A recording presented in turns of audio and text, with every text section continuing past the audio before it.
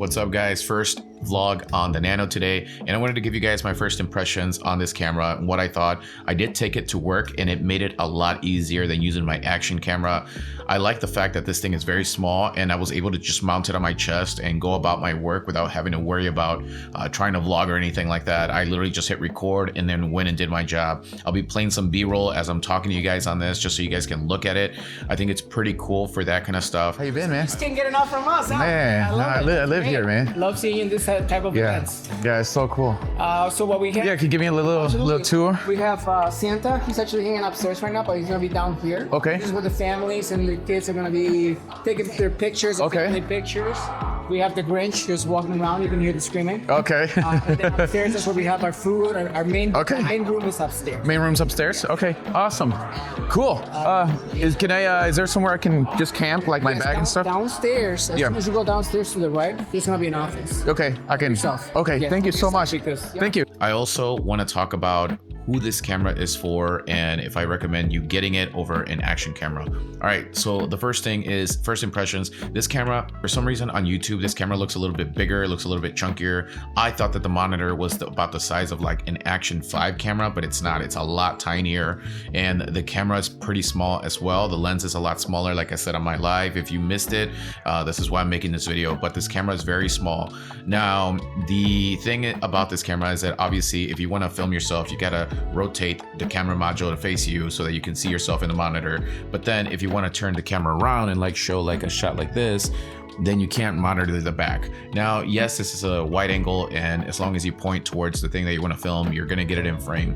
But as a professional, I do like to have that angle, and you can do it, but you'll have to like take the camera off, turn it around, and then put it on again in order to get it, or just unmount the camera and then monitor it that way. But if you have the DJI Mic 3 plugged in and you start recording, you don't get to monitor the footage anymore.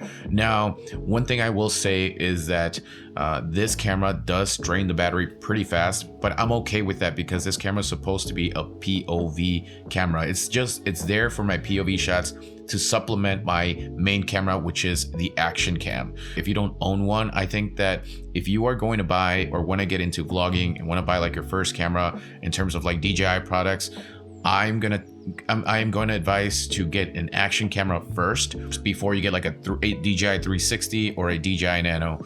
Now, for me, the battery life being short and draining pretty quickly is not a big issue because, like I said, this is a complementary camera to my vlogging setup. Basically, what I want to use this camera for is for when I go into public places. So if I'm going into a store, I'm going to be switching from talking to you guys on my Action 6 camera to then the POV shot, and then I'll go into the store, get that B-roll shot, talk to you guys and all that stuff, come out and then go back to my Action 6 camera. Or if I'm doing some work like I was today, I just want to wear this, click record and go about my day. I have both my hands free, I can still carry my bag, I can still film, I can still do a lot of things while getting the footage instead of like holding it, mounting it somewhere and all that stuff.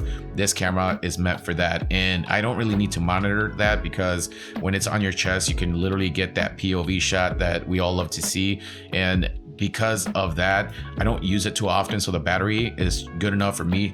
I can also confirm that this camera does not overheat. I filmed for a little bit over an hour today at my job and had the camera recording the entire time, and it did not once overheat on me at all. The camera wasn't even really feeling hot, so I think that the new update fixed it. I didn't have any problems with the camera at all overheating and over the weekend that I used it.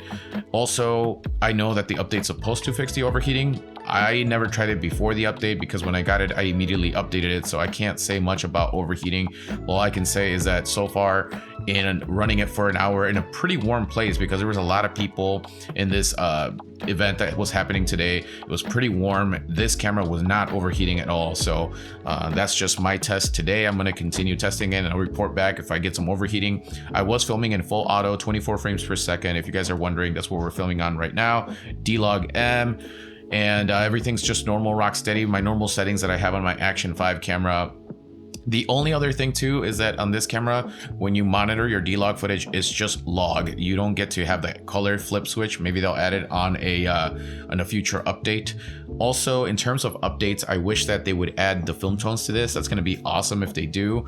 And the fact too that the camera's always charging, drains the vision dock pretty quickly. So I wish there was an update to where once the camera hits like 50%, then the vision dock starts charging it, or maybe like an option for like the charging to turn on, because it's constantly draining the vision dock. Now it's not a big deal. Like I said, the battery lasted more than what I would ever use this camera for in terms of POV shots and complementary B-roll. So that wasn't a big issue, but for those that are going to use it as their main camera, that might be a kind of a hiccup for you guys. So anyways, I hope this video helped you guys decide on getting your first camera and if you should pull the trigger on the Nano or the Action camera. But if you ask me, Action camera first. DJI Nano should be a complementary. Same thing for the 360. I don't own a 360, but I think it should be more of a complementary camera that's going to level up your vlogging and that's going to add that extra sauce or angle for different types of situations. For me, it's a camera that I can vlog in public without